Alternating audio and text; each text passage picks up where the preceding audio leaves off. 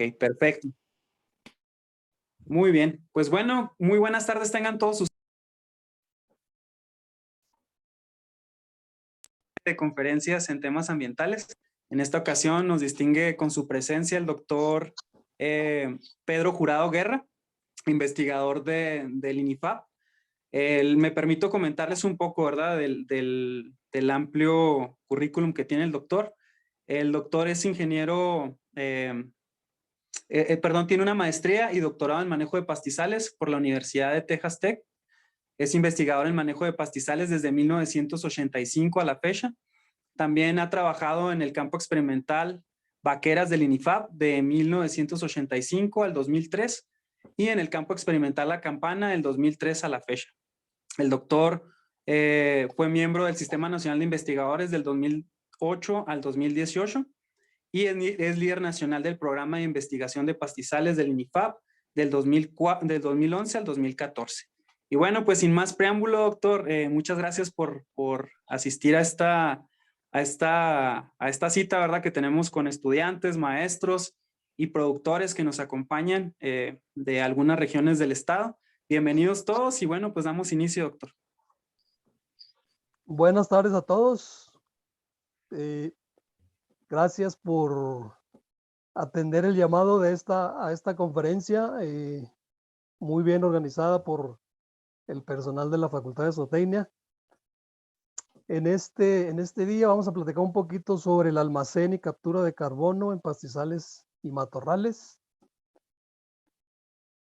Un poquito sobre...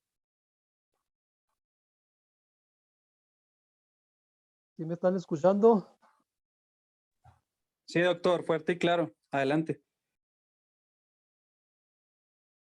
Nomás que no me quiere cambiar aquí la página. ¿Ustedes la están viendo?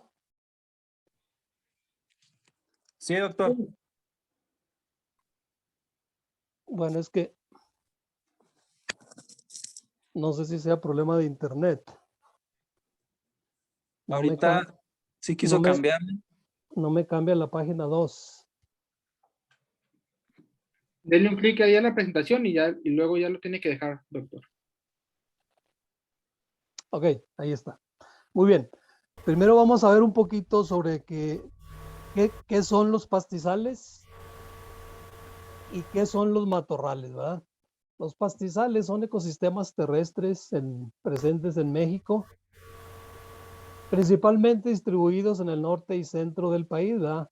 Aquí podemos ver esta franja amarilla que va desde Sonora hasta Guanajuato aproximadamente, pasando por varios estados, Chihuahua, Durango, Zacatecas, Jalisco y Guanajuato principalmente. Estas áreas de pastizales comprenden alrededor de 10 millones de hectáreas, ¿verdad?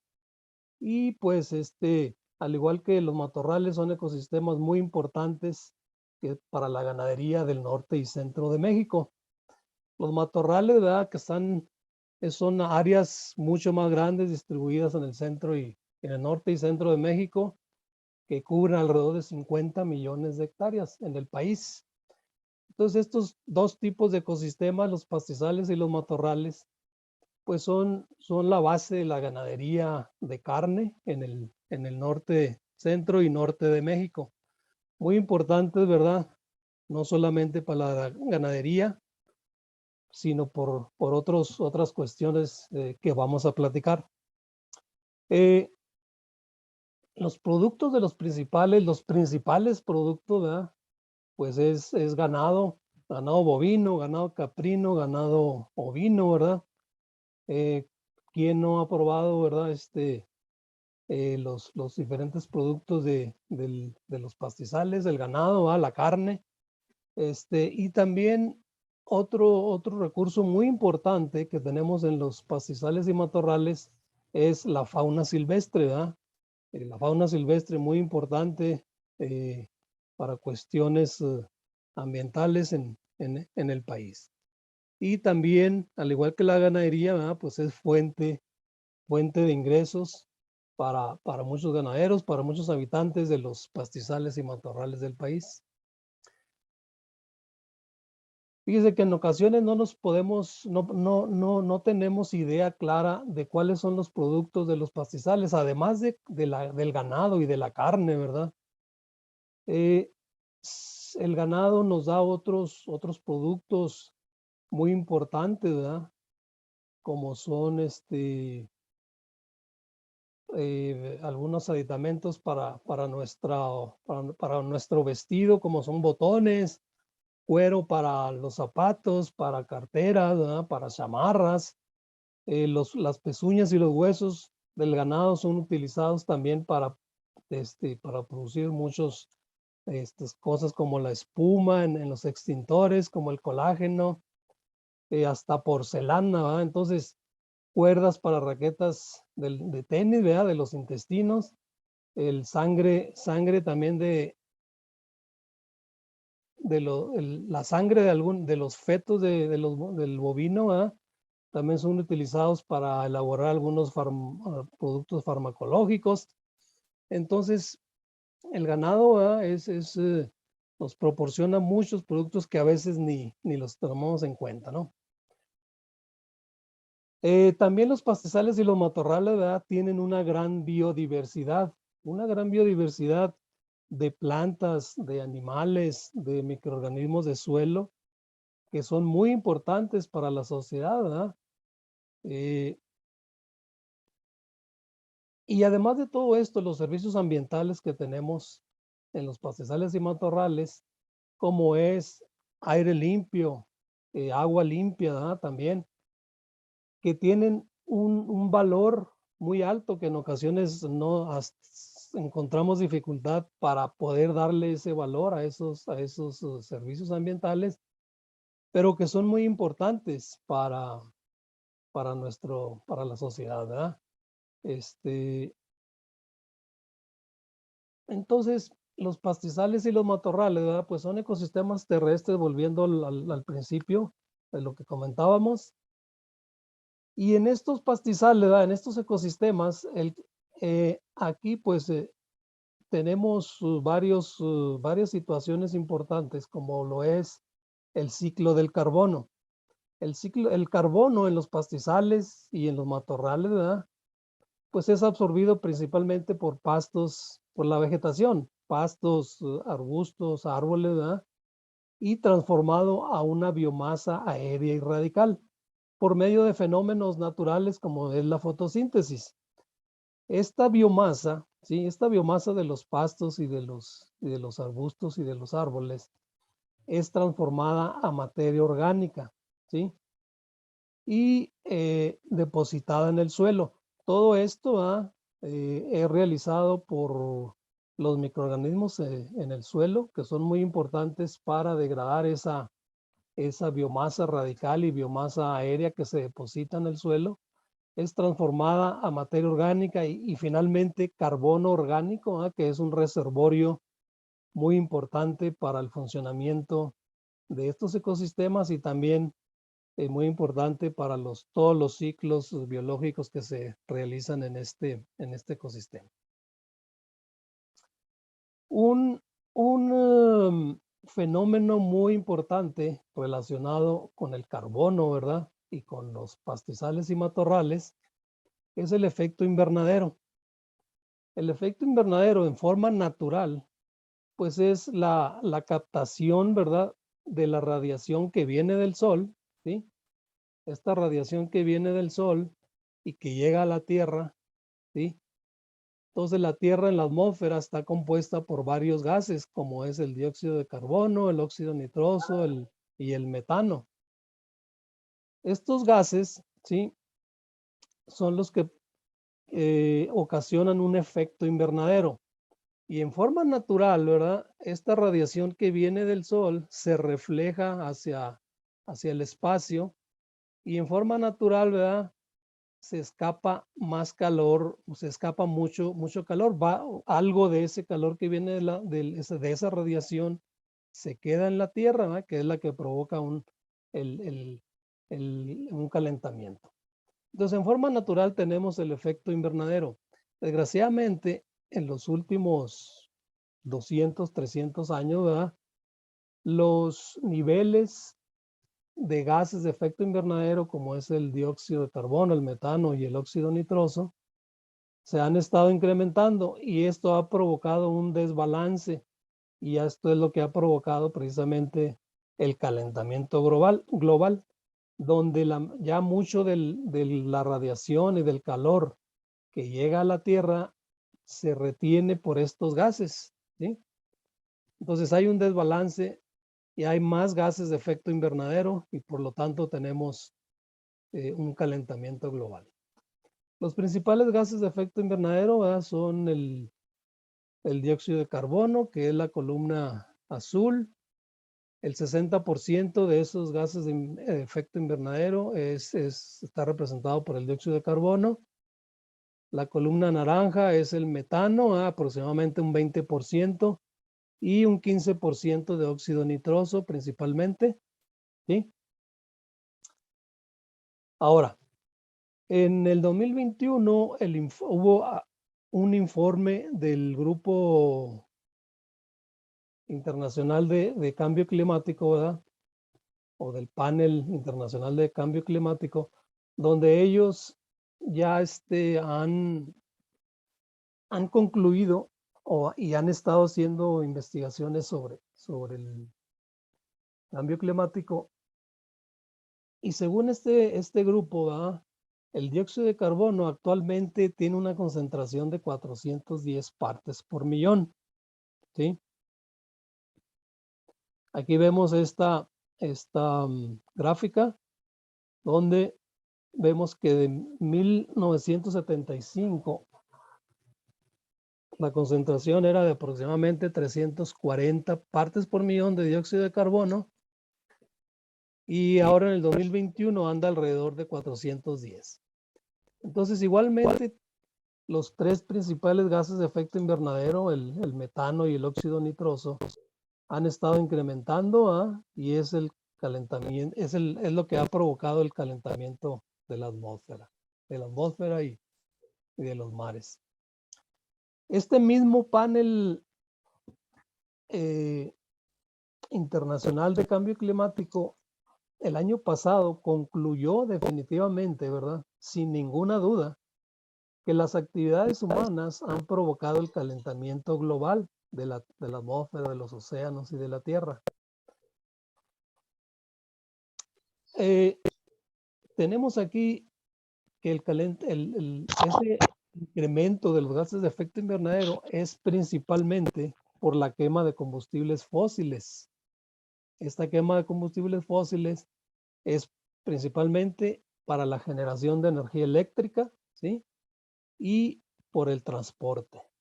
El transporte, ya sea de carros, de aviones, de trenes, de barcos, ¿verdad?, es una de las principales fuentes de gases de efecto invernadero.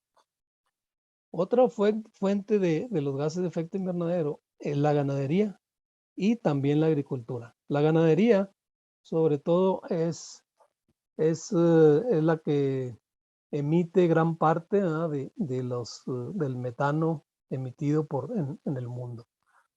Entonces, una buena noticia es de que la Tierra y los océanos, de todas maneras, siguen capturando sobre todo dióxido de carbono. La Tierra y los océanos capturan aproximadamente el 56% de todas las emisiones globales de gases de efecto invernadero. Una conclusión a la que llegó este grupo fue que en las últimas 6 décadas, la Tierra y los océanos han capturado el 56% de las emisiones a nivel global por año.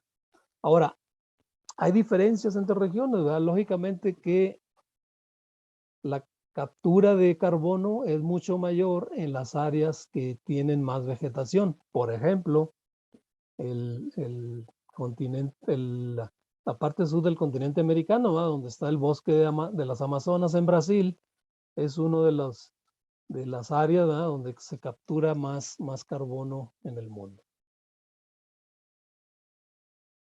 Otra conclusión a la que llegó este grupo también es de que la temperatura de la superficie de la Tierra se incrementó aproximadamente un grado centígrado durante la década de 2011 a 2020. Y los mayores incrementos, ¿verdad?, han sido más el incremento en la Tierra, que llega a 1.6 grados centígrados, comparado con el incremento de temperatura en el mar, que es aproximadamente 0.9 grados centígrados. Algo increíble es de que el promedio de precipitación global sobre la Tierra se ha incrementado. Generalmente nosotros vemos, ¿verdad?, el cambio climático, al menos aquí en el norte de México, tenemos la sensación de que el clima es más seco. Y probablemente sí, aquí en esta parte del mundo, tenemos sequías más prolongadas en los últimos años, pero en general en el mundo los datos muestran que el promedio de precipitación se ha incrementado desde 1950, ¿sí?, con una tasa de incremento más rápida desde los años 1980. Entonces, desgraciadamente, ¿verdad?, sabemos que aunque el promedio de precipitación se ha incrementado, de todas maneras la distribución de esa lluvia pues ha cambiado mucho. Entonces, el calentamiento global se espera que va a seguir aumentando, ¿verdad? Desgraciadamente tiene el efecto del calentamiento global.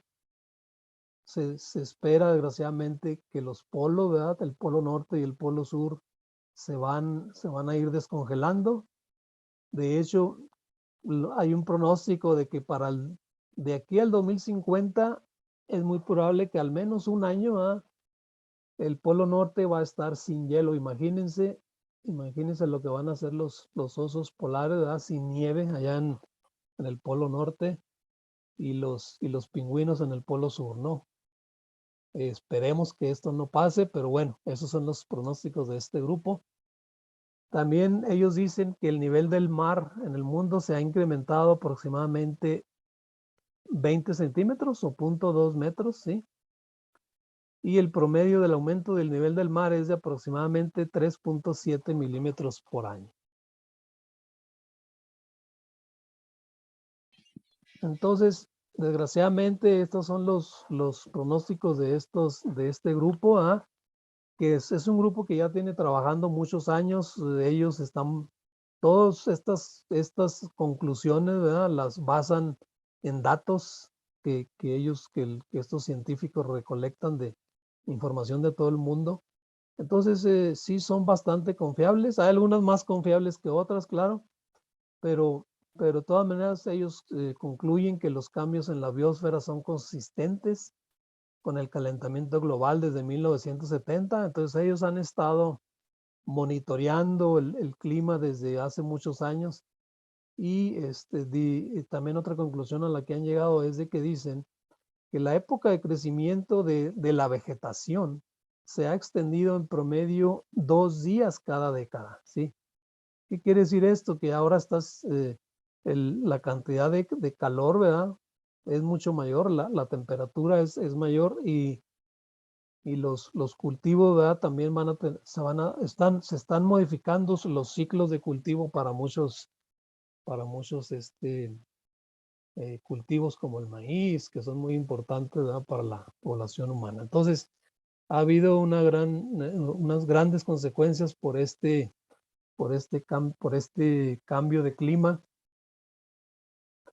Este grupo también dicen que el pronóstico de calentamiento de los 2 grados, ¿verdad?, para este siglo, yo creo que se va a lograr en el 2050, ¿sí? Porque desgraciadamente, ¿verdad?, no estamos haciendo mucho para disminuir las emisiones ni para mitigar el cambio climático. Según ellos, según este grupo, dicen que de cada 1000 gigatoneladas de dióxido de carbono de emisiones, es probable que se ocasione un incremento de temperatura de 0.4 grados centígrados. Entonces, Es difícil imaginar, yo sé, lo que sería 1000 gigatoneladas de dióxido de carbono de emisiones. Pero bueno, desgraciadamente, está pasando. Hay una alta confiabilidad de que el incremento de los gases, en este caso del metano, proviene de la quema de combustibles fósiles, la ganadería y la agricultura. Tanto la agricultura como la ganadería, ¿verdad? Desgraciadamente tienen un papel importante en las emisiones de gases de efecto invernadero. Entonces, por eso nosotros estamos, ¿verdad? en el, este, en el ramo de la agricultura y la ganadería, y yo pienso que estos datos son muy, muy importantes. En el caso del ganado, el ganado ingiere ya sea pastos o arbustos, ¿verdad?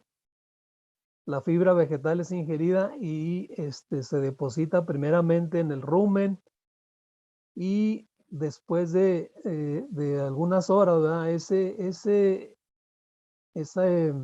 Esa fibra de los pastos y de los arbustos ingerida por los animales se regresa, y es donde, donde se producen las grandes cantidades de metano, ¿va? En ese proceso de rumia que realiza el ganado. De hecho, se ha considerado que las emisiones de metano del ganado y manejo del estiércol alcanzan un total de, aquí donde alcanzo a ver el dato, bueno, son muchas toneladas por año de emisiones por el ganado.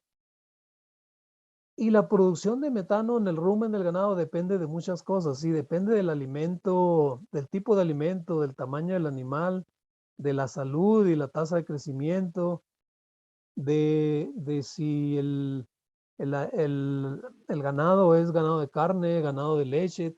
Son muchos factores los que intervienen en lo que es la producción de metano en el ganado. Y también el manejo de los ecosistemas es muy importante, y de la agricultura. Por ejemplo, a veces tenemos la idea de que si no tocamos un ecosistema, ¿verdad? Va a ser lo mejor. Sin embargo, hay algunos datos donde se dice que cuando tenemos una ganadería extensiva bien manejada, o que tenemos una agricultura bien manejada, ¿verdad? Podemos tener menos emisiones de gases de efecto invernadero, y podemos tener también o disminuir de cierta manera, ¿verdad? Hacer más eficiente el uso de los combustibles fósiles. Entonces, es importante manejar tanto la agricultura como la ganadería de una forma eficiente para disminuir las emisiones de gases de efecto invernadero. Un mito que tenemos, y de hecho yo cuando lo supe me quedé muy sorprendido. Un mito que tenemos es de que generalmente pensamos que el ganado, ¿verdad?, emite la mayoría del metano por medio de los gases, pero no. Realmente el 90-95% del gas metano producido por el ganado es a través de los eructos, ¿verdad? Entonces, la ganadería mundial, ¿verdad?, de cualquier manera tiene una responsabilidad. Las emisiones de metano son importantes, y yo creo que hay que buscar de tratar de hacer una ganadería eficiente para disminuir esas emisiones de ganado, de metano, perdón. De hecho, se dice que el 30% de las emisiones del ganado se pueden controlar, ¿verdad?, por medio de haciendo una ganadería eficiente. Pero bueno, como les comentaba, las emisiones del ganado, ¿verdad?, son diferentes entre las especies. Por ejemplo, el ganado de carne, ¿sí? El ganado de carne tiene, a nivel mundial, tiene unas emisiones de 2.495 millones de toneladas de dióxido de carbono equivalente. El ganado vacuno, el ganado de carne es el que emite mayor cantidad de metano, porque también es el ganado que tiene un mayor inventario, ¿va? A nivel mundial, el ganado de carne es aproximadamente, el inventario de ganado de carne es aproximadamente mil millones de cabezas de ganado. Entonces, por eso, el ganado de carne es el que emite más metano. Comparado con el vacuno, perdón, con el ganado lechero y con otro tipo de ganado, ¿verdad? Y ya a nivel individual, tenemos que el ganado lechero, ¿verdad?, emite alrededor de 120 kilos de metano por año, ¿sí? Y el ganado de carne emite aproximadamente la mitad. Entonces ahí tenemos el dato. En realidad, ¿verdad?, el ganado de carne emite menos cantidad de metano por animal, pero como el ganado de carne tiene un inventario mucho más grande, pues es el que emite, a final de cuentas, el ganado de carne es el que emite más metano a nivel mundial.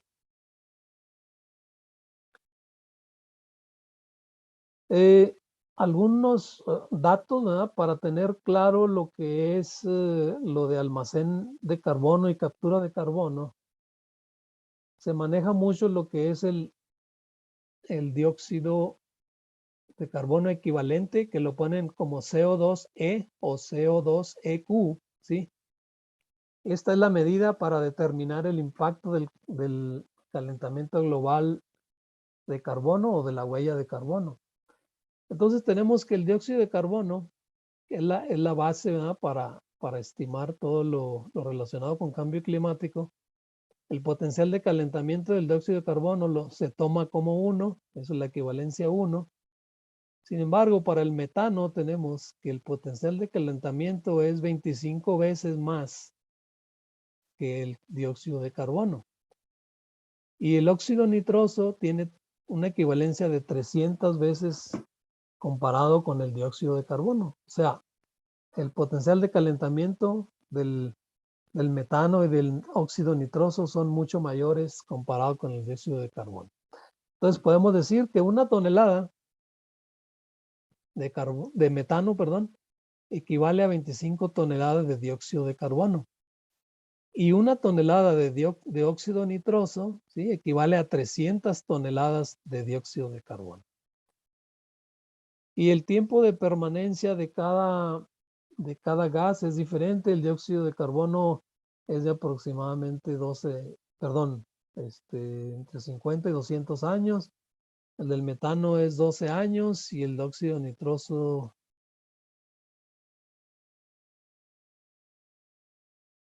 es de 114 años, ¿verdad? Entonces ahí tenemos el tiempo de permanencia de atmósfera para cada gas. En términos de unidades, ¿verdad?, para tener claro de qué estamos hablando, un megagramo equivale a una tonelada, ¿sí? Un megagramo, un mg.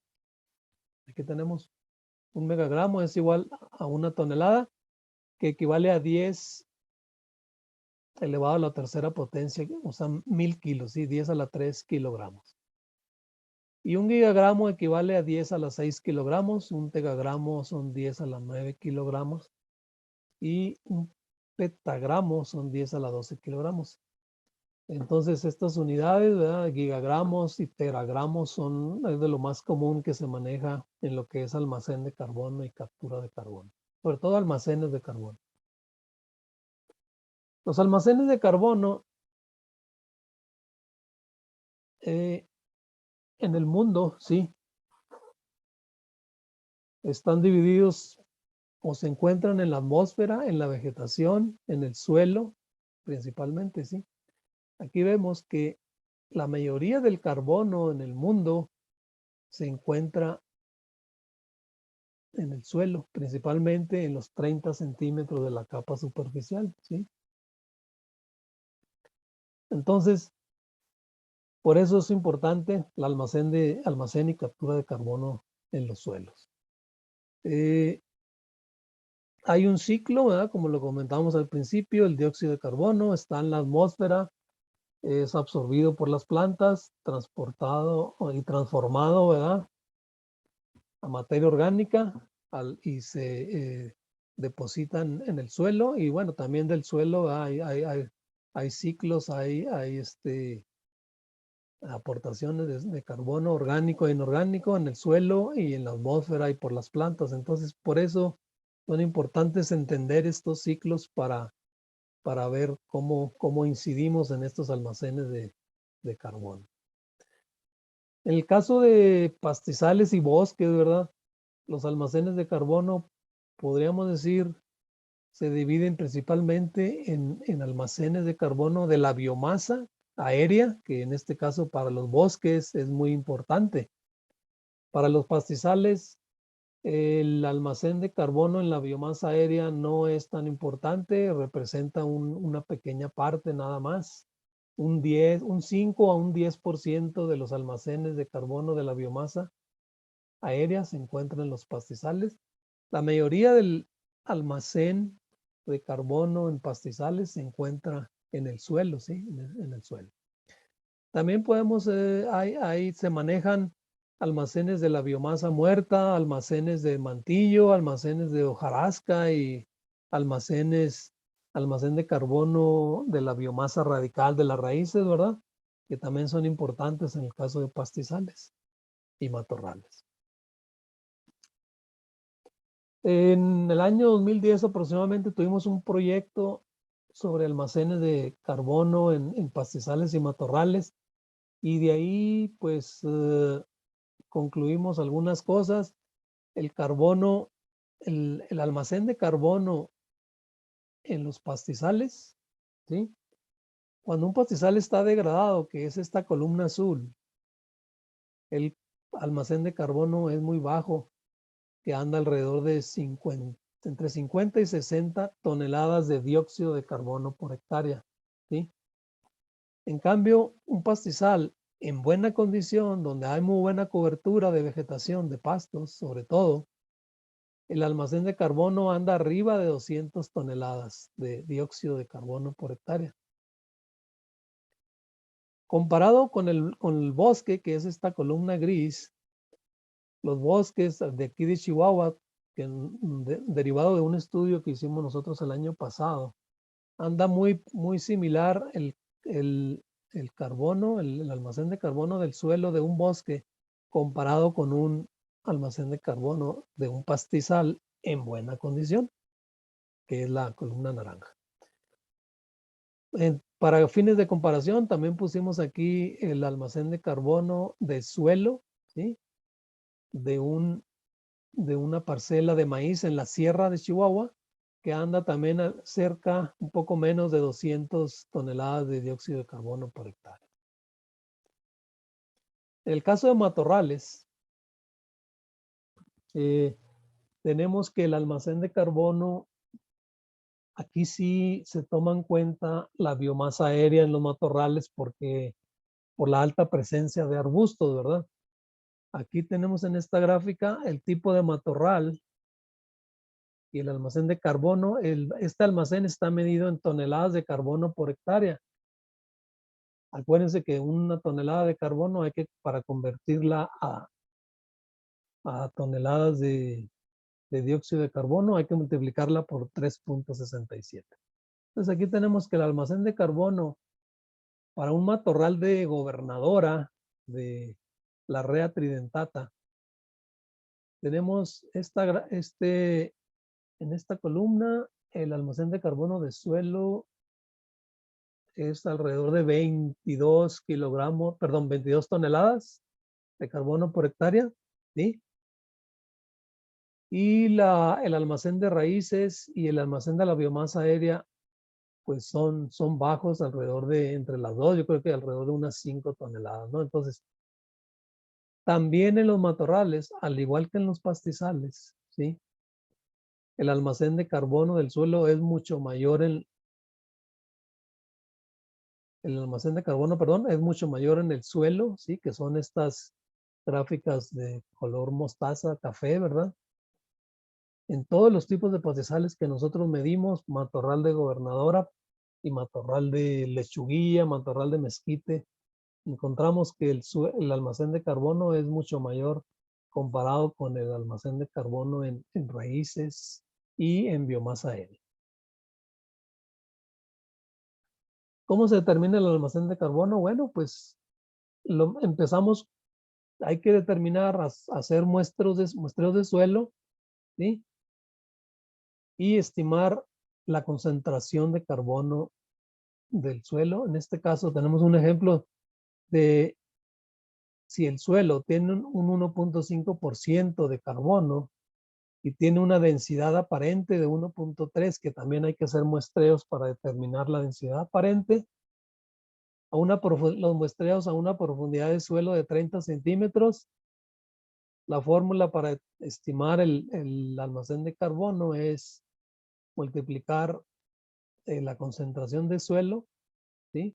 De carbono multiplicada por 3.67 para estimar el dióxido de carbono, multiplicado también por la densidad aparente 1.3 y por la profundidad de suelo 30 centímetros, nos da un almacén de carbono de 215 toneladas de dióxido de carbono por hectárea a una profundidad de 0.3 metros. Esto es muy importante, que siempre se tiene que especificar a qué profundidad de suelo estamos hablando, porque si vemos acá a la derecha, ¿verdad?, en el perfil de suelo, 30 centímetros es la parte superficial de un suelo. Hay suelos que pueden ser hasta de 1 metro de profundidad. Entonces, todavía en esta parte de abajo, ¿verdad?, pues hay carbono, pero generalmente se considera para almacenes de carbono, ¿verdad?, una profundidad de 0.3 metros o 30 centímetros. ¿Por qué es importante presentar los almacenes de carbono en dióxido de carbono? Entonces, cuando tenemos una concentración de carbono, hay que convertirla a dióxido de carbono. Esto se hace multiplicando dividiendo el peso molecular del dióxido de carbono por el peso molecular del carbono, que es 44 entre 12, y esto nos da 3.67. Entonces, 3.67 toneladas de dióxido de carbono, ¿eh? En el caso de la biomasa, se puede hacer la estimación de la biomasa en matorrales con mediciones alométricas de los arbustos. Hay que tomar medición de la altura y el diámetro de la copa de los arbustos. Entonces ya hay fórmulas, como aquí tenemos esta fórmula para mezquite, ¿verdad?, para estimar. Primero se estima el volumen del arbusto y luego ya hay ecuaciones para estimar el carbono de la biomasa. Y ya estimado el carbono de la biomasa, por ejemplo, si nos da 5 toneladas de biomasa por hectárea, hay que multiplicarlo por el contenido de carbono. En este caso lo pusimos a 0.45 de concentración de carbono. Hay que multiplicarlo por 3.67 y nos da un almacén de carbono de 8.3 toneladas de dióxido de carbono por hectárea. Entonces, el almacén de carbono total, por ejemplo, en el matorral, pues hay que incluir el carbono del suelo más el carbono de la biomasa aérea y el carbono de la biomasa radical. En lo que se refiere a la captura de carbono, esta es la cantidad de carbono capturado por superficie en un periodo de tiempo, ¿sí?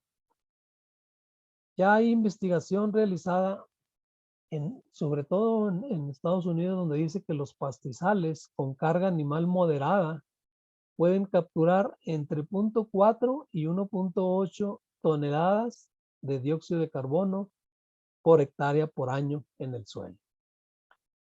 Para fines de comparación, los bosques capturan en promedio de 7 a 15 toneladas de dióxido de carbono por hectárea por año, ¿sí? Es muy importante que en la captura de carbono debemos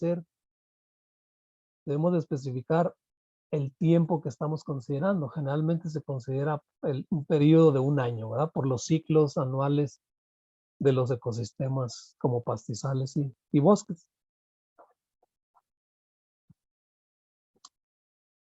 Bueno, ya sabemos que tenemos el problema del calentamiento global. Hay una gran cantidad de gases de efecto invernadero que se emiten año con año. ¿Y qué acciones podemos tomar para disminuir estas emisiones o para capturar estos gases de efecto invernadero? Una acción importante es que debemos de tratar de capturar el carbono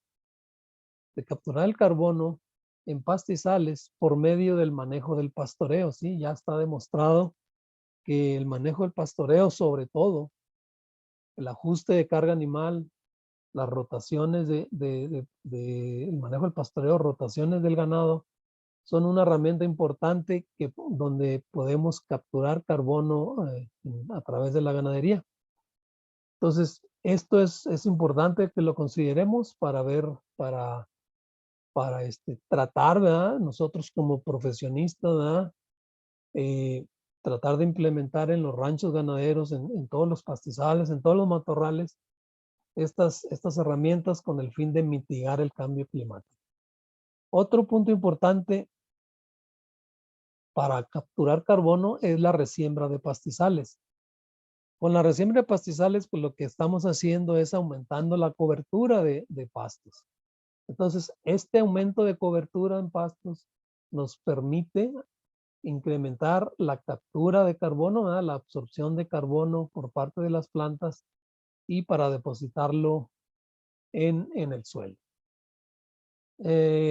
Comparando el manejo forestal, ¿verdad? En los bosques, ¿verdad? El manejo forestal sostenible es una herramienta para disminuir también las emisiones de dióxido de carbono. La reforestación, ¿verdad? Que es el equivalente a la resiembra de pastos, la reforestación en bosques es una herramienta también muy importante para aumentar la captura de carbono.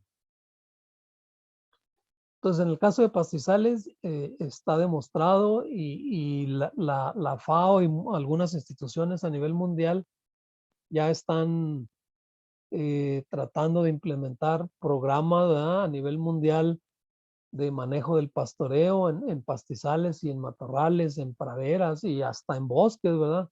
Con el fin de capturar este dióxido de carbono, este exceso de dióxido de carbono y de gases de efecto invernadero que tenemos en el mundo para bajar esos gases, ¿verdad? Por medio de la fotosíntesis, bajarlo y depositarlo en el suelo. Esa es así de sencillo, que se ve sencillo, pero ese es el principio básico que se está tratando de hacer, ¿verdad? ¿Qué otras acciones podemos hacer para mitigar el cambio climático? Se considera que los pastizales del mundo almacenan 343,000 millones de toneladas de carbono, ¿sí? Esa es una inmensidad de carbono, ¿no? Es difícil de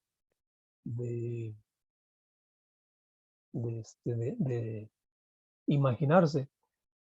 Y se considera que los pastizales almacenan 50% más que lo que almacenan los bosques. No por unidad, sino lo que pasa como los pastizales tienen una mayor superficie en el mundo, por eso pues pueden almacenar una mayor cantidad de carbono, ¿sí? Y como les comentaba, el manejo del pastoreo con una carga animal adecuada, con rotaciones de potreros, permite hacer un uso eficiente de los pastizales y del ganado y nos va a permitir una alta productividad, ¿sí? Y al mismo tiempo nos va a permitir también una mayor captura de carbono. La rehabilitación de pastizales degradados, ¿verdad? Con especies adaptadas, por ejemplo, con la resiembra, ¿verdad? de pastos, y también con el uso de especies nativas o el uso de especies fijadoras de nitrógeno, también nos van a permitir una mayor captura de carbono y es muy recomendable. A nivel mundial, hay la FAO estima que el potencial de captura de carbono en pastizales, ¿verdad? Es muy variable en el mundo. pero la mayoría de los pastizales, ¿verdad? Por ejemplo, en Norteamérica tienen buen potencial de captura de carbono. Algunos pastizales de Argentina, algunos pastizales del África Central y también algunos pastizales de China, de Asia, ¿verdad? En China y en Mongolia sobre todo, ¿verdad? Tienen buen potencial de captura de carbono.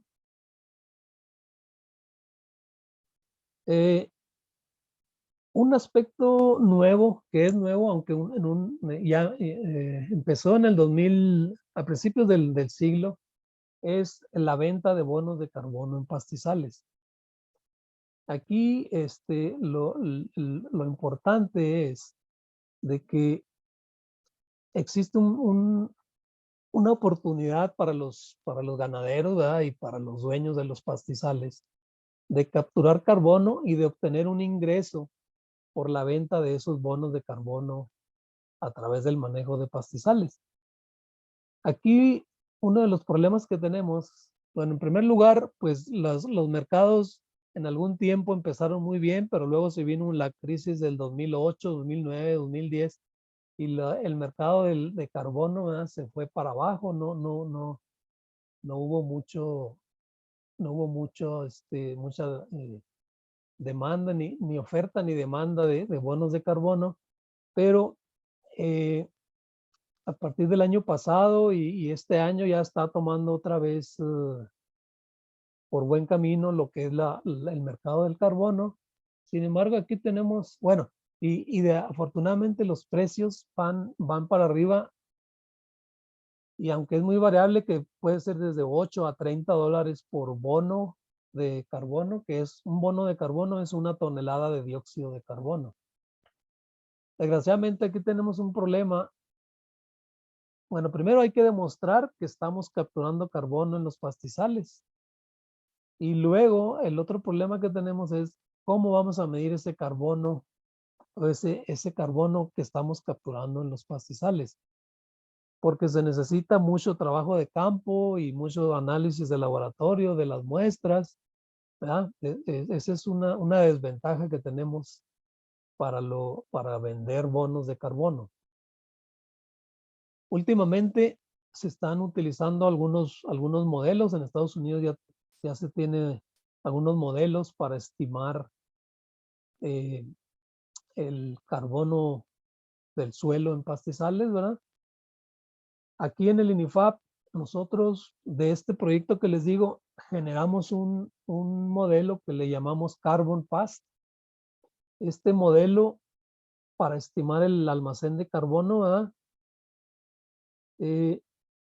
Utiliza datos de campo como la cobertura de pastos forrajeros, el promedio de lluvia, el contenido de arena de suelo y la altitud del sitio o del rancho, ¿verdad?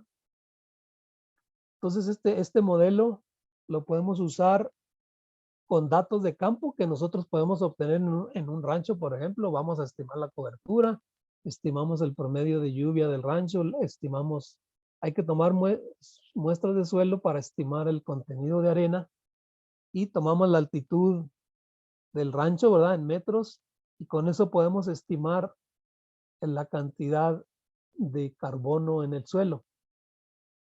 Para áreas más grandes, ranchos grandes o un municipio o un estado, nosotros podemos utilizar con este modelo por medio de mapas y con sistemas de información geográfica podemos estimar el carbono del suelo presente al momento, ¿sí? Entonces, aquí en este mapa de la izquierda podemos ver a nivel estado que se hizo por medio de mapeo espacial y con sistemas de información geográfica se estimó el carbono del suelo presente, ¿sí?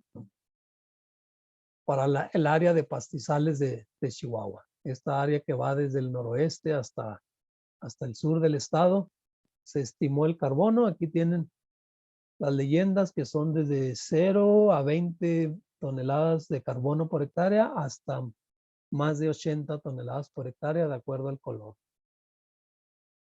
Entonces, este modelo, ¿verdad? Lo generamos nosotros, es algo nuevo que estamos generando aquí para el estado de Chihuahua, pero también se puede usar en pastizales de todo el norte de todo el norte, sobre todo, ¿verdad? En el norte de México. Con esto termino. Muchas gracias. Si tienen preguntas, comentarios. Muchas gracias. Muchas gracias, doctor. Tenemos tiempo para 10 minutos para preguntas y respuestas. Entonces, invitamos a los estudiantes o a los maestros que nos acompañan o a los productores si tienen alguna pregunta, es el tiempo. Pueden activar su micrófono y hacerla directamente o escribirnos en el chat y nosotros la hacemos con gusto.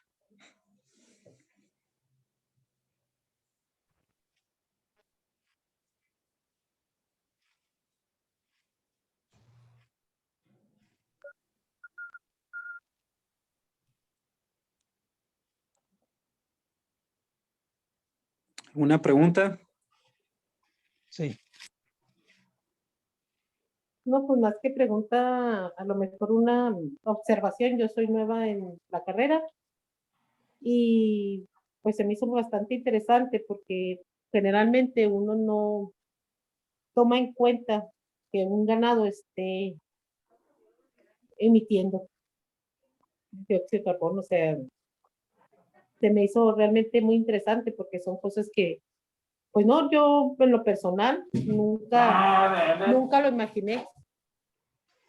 Se le agradece al profesor. Gracias. Bueno, ¿Alguien sí, más? nada más para aclarar, el ganado emite metano, no dióxido de carbono, ¿verdad? Bueno, también dióxido de carbono, pero principalmente metano es el gas que emite el ganado. Y afortunadamente, por medio de la ganadería, ¿verdad? Pues nosotros podemos capturar carbono de la atmósfera. Entonces, ese es el ciclo que tenemos que estar viendo, ¿verdad? De que el carbono, pues nosotros podemos capturar dióxido de carbono, no podemos capturar metano, ¿no? El ganado emite metano, pero nosotros no podemos, no es difícil capturar metano, ¿no? Nada más para hacer esa aclaración. Gracias. Doctor Santellano levantó la mano, adelante.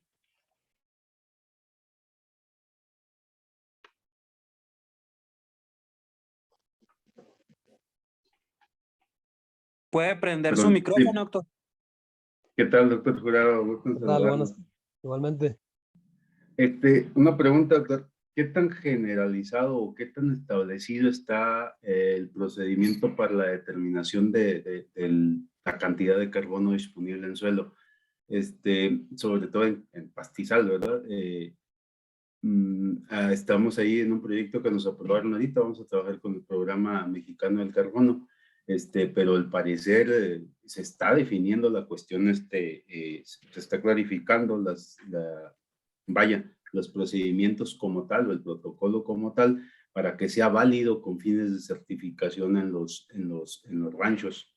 Nosotros vamos a trabajar con 8 ranchos. Bueno, la convocatoria era muy concreta en cuanto a esos procedimientos, en cuanto a los elementos a incluir. Pero en cuanto al procedimiento, pues definitivamente lo estamos trabajando con el Programa Mexicano del Carbono. Pero, ¿qué conoce usted respecto a la estandarización o la definición de esos procesos? Pues mira, lo que pasa es que aquí todo depende del mercado. O sea, si el mercado, si una compañía, o perdón, o si es a nivel oficial o si es a nivel individual o voluntario, porque hay dos tipos de mercado, el voluntario y el regulado o el oficial, vamos a llamarle así. Entonces, cada mercado te va a exigir un cierto protocolo o una cierta metodología para estimar el carbono. Entonces, aquí nosotros, yo en realidad no estoy involucrado todavía con ningún mercado y no sé cuáles son los protocolos que exige cada uno de ellos. Pero cuando nace un mercado, una compañía que va a comercializar, vamos a llamarlo así, bonos de carbono, pues ellos van a establecer su metodología. Desgraciadamente te digo que no hay una metodología estándar en realidad. Yo digo, cada mercado te va a decir, yo quiero que midas el carbono con esta metodología y ellos te van a decir cómo, ¿no? Entonces no hay una metodología única, pues, ¿no? Sí, lo comento porque se me hace, bueno, interesante. Ahí ya ve que participamos también con las estimaciones ahí que manejó usted en, Sí. en el análisis. Y bueno, acá se está considerando la cantidad de carbono en el suelo. De hecho, lo manejan de manera fraccionada. Pero pues se me hace interesante también considerar, ya que vamos a estar ahí en campo, pues la captura en la biomasa aérea, ¿verdad? Porque pues hay una asociación ahí importante. Los dos son importantes, pero generalmente para bonos de carbono lo que se contabiliza más, o más bien lo que el mercado exige es el contenido o el almacén de carbono en suelo, la captura de carbono en suelo. Entonces lo que se hace es una medición inicial, hacen una medición inicial de cuánto carbono hay y luego ya siguen monitoreando a través del tiempo, ya sea 3, 4 o 5 años, dependiendo del programa. Y con base en eso ellos van viendo el aumento que se supone que se espera, ¿verdad? Con un manejo que tú vas a implementar. Ese es así más o menos en forma muy sencilla. Entonces hay que estar monitoreando el carbono del suelo en forma periódica para ver los aumentos de almacén, ¿verdad? O de captura. Sí. Ojalá y tengamos oportunidad de comentar ahí ya los detalles metodológicos. Claro que sí. Muchas gracias, doctor. Felicidades por su plática. De nada. Gracias. ¿Alguna otra pregunta? ¿Tenemos tiempo para una pregunta más?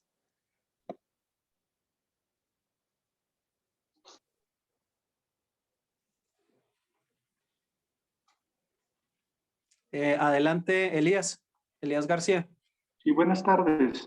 De manera rápida, ¿verdad? Soy profesor de CEBETA y actualmente imparto por ahí una asignatura que se relaciona con cuestiones de ecoturismo y de captura de carbono. Entonces, simplemente, doctor, para solicitarle nos comparta su presentación. Hay datos muy interesantes que me interesan rescatar de su presentación para con los jóvenes. Por ahí en el chat proporcioné mi correo para que es posible haga el favor de compartirnos su presentación, por favor. Sería Sí, claro. todo. Muchas gracias y muy interesante. Claro, con todo gusto. Sí. Gracias, gracias, gracias. Muy bien. Excelente, ¿no? Pues también a la persona que acaba de platicar, lo invitamos a que busque, queda guardada la presentación en la página de la Facultad de Zootecnia y Ecología. Ahí puede también ingresar. Si quiere, ahorita le mando el link y ahí va a estar la presentación guardada del doctor. Y bueno, no sé si hay alguna pregunta más. Nos quedan 2 minutos.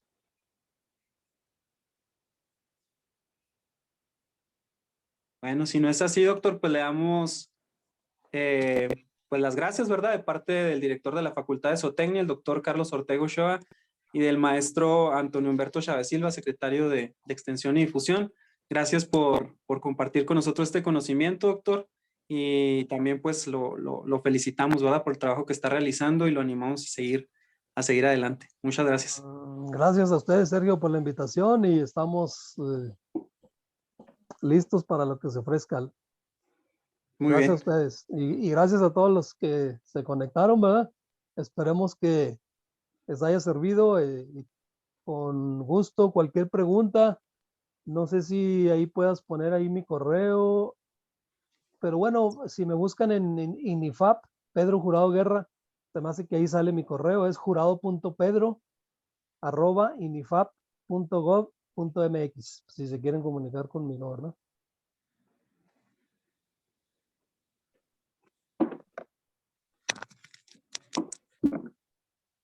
Sale, doctor. Acabo de poner también ya ahí en el Facebook la liga antes de que cierren Muy bien. la transmisión. La pueden obtener ahí la liga de Facebook de de la conferencia completa.